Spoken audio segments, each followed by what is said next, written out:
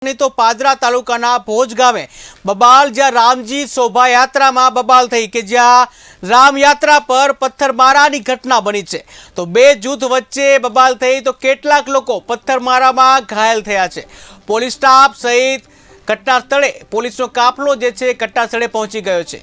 તો હાલ રામમય માહોલ છે ત્યારે અનિચ્છનીય બનાવ ન બને તેને લઈને પોલીસ એલર્ટ છે। ત્યારે પાદરા તાલુકો છે ત્યાં ભોજ ગામે બબાલની ઘટના બની છે જ્યાં રામજીની શોભાયાત્રા નીકળી હતી અને આ શોભાયાત્રામાં બબાલ થઈ હતી।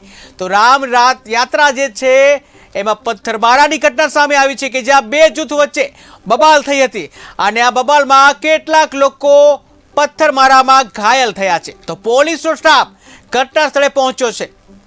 તો પાદરાનું ભોજ ગામ કે જ્યાં બબાલ થયેલી છે બે જૂથ વચ્ચે જે બબાલ થઈ છે અને એમાં પથ્થરમારાની ઘટના સામે આવી છે।